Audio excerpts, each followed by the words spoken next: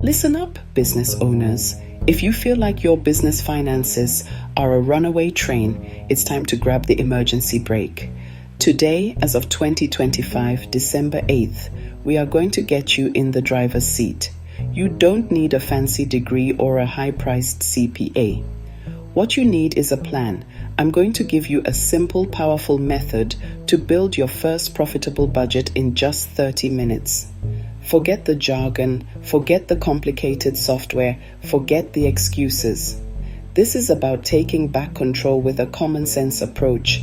This is for the small shop owner. This is for the freelancer juggling invoices. This is for the new entrepreneur wearing all the hats at once.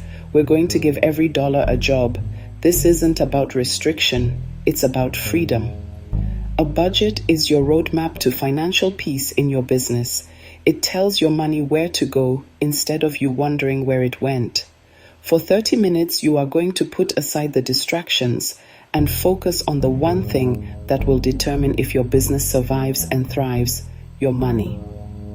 We will break this down into clear, quick steps. Each step is a building block. You follow one, then the next, and before you know it, you'll have a working budget that puts you in charge.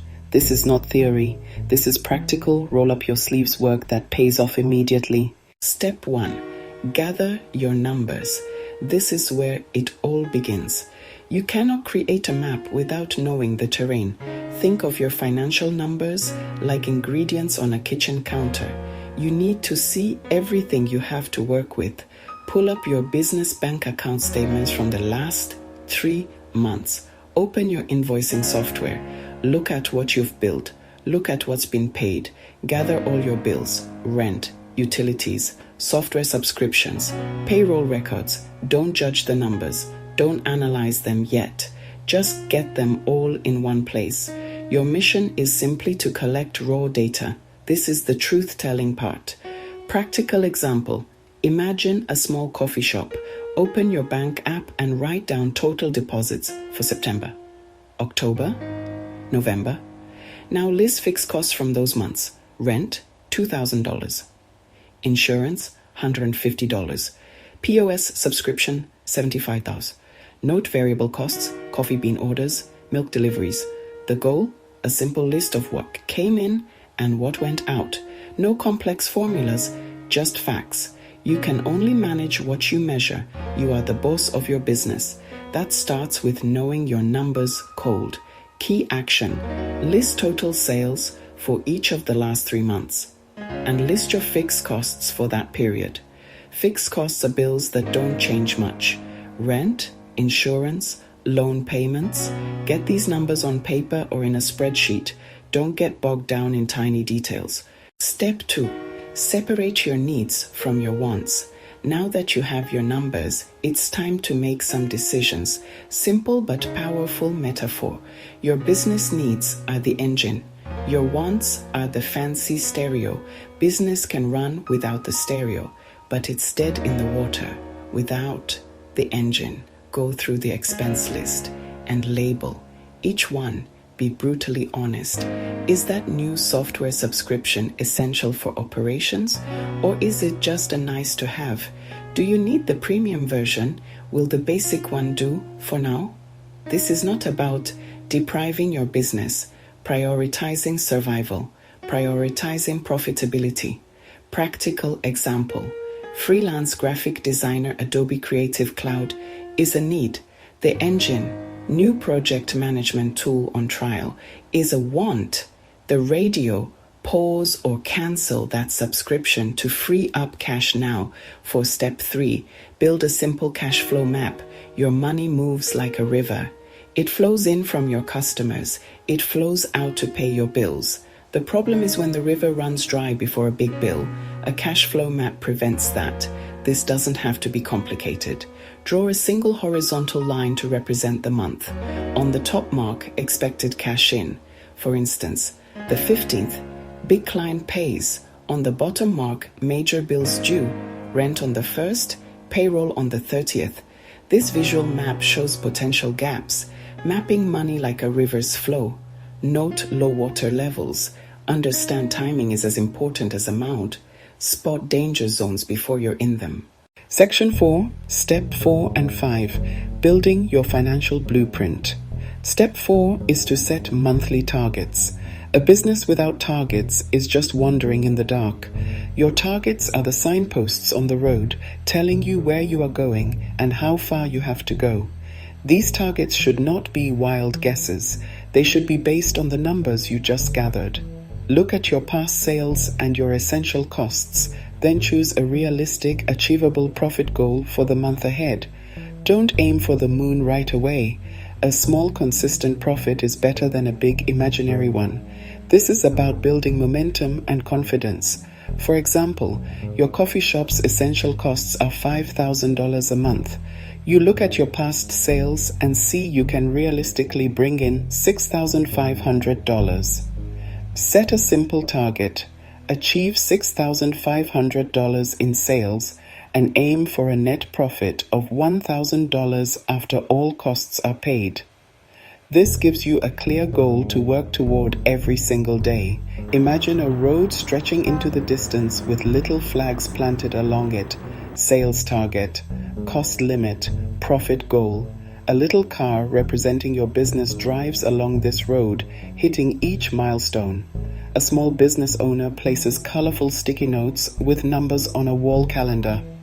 Image: a wall calendar with colorful sticky notes marking sales target and profit goal. Next, step 5 is to create simple categories and limits. Section 5, Step 6, the unshakable safety net. Step 6 is to plan for surprises by building a buffer. Every business owner knows that unexpected things happen. A machine breaks, a key client pays late, or a sudden opportunity requires a quick investment. A buffer or an emergency fund is the financial safety net that catches you when you stumble. Without it, a single unexpected event can throw your entire business into a state of crisis. That can force you to make desperate decisions. With a safety net, you can handle the problem calmly and rationally. Your goal should be to eventually save at least 1 month's worth of essential operating expenses. This fund is not for upgrading your laptop. It's for emergencies only. You don't have to build this fund overnight. Start small. Look at your new budget and find a place to trim a want. Can you cut a non-essential subscription for $50 a month? Can you reduce your marketing ad spend slightly? Take that money and put it directly into a separate business savings account. For a practical example, if your monthly essential expenses are $4,000, your goal is to have $4,000 in savings. You can start by committing to putting just $100 into that account every single month. It might seem small, but it adds up. It's about building the habit. The discipline of saving, even a little, is what builds financial muscle over time. Image: a small, thriving plant in a pot with a tag that says emergency fund on a windowsill. For a motion graphic idea, animate a small safety net appearing at the bottom of the screen. Then an icon, a file cabinet labeled unexpected bill, falls from the top. The net catches it, visually showing the purpose of a buffer fund. For stock footage, show a small business owner calmly calling a technician while checking a healthy bank balance on a tablet. Contrast that with a frantic, stressed reaction to highlight peace of mind. If your cash flow is so tight that you can't even spare $50 right now, that's a major warning sign. It means you must act more aggressively. Go back to your wants list and cut deeper. Consider delaying your own owner's pay for a month or two until you have a small buffer established. This is a temporary sacrifice for long-term stability. A business without a safety net is living on the edge of a cliff. Your first priority after covering your absolute needs should be to build that net $1 at a time.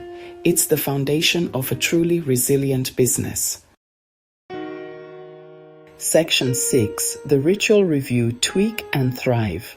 The final and most crucial part of this process we review and tweak weekly. A budget is not a set it and forget it document. It's a living tool that needs regular attention. Think of it like tuning an old radio to get a clear signal. You have to make small, constant adjustments to keep the music playing without static. At the end of each week, take just 10 minutes, that's all it takes, to compare your actual spending and income to the plan you set. Did you stay within your category limits? Did that big invoice come in on time? This weekly check-in is your early warning system. For a practical example, on Friday afternoon, you pull up your bank account and your one-page budget. You see that your sales were a little lower than your target for the week. Because you caught this early, you can make a small adjustment for next week. Maybe you decide to push a non-urgent supply order back by a few days, or cut one of your want expenses to keep your cash flow positive. This isn't about failure, it's about course correction. A motion graphic for this could be a simple animated checklist for the week.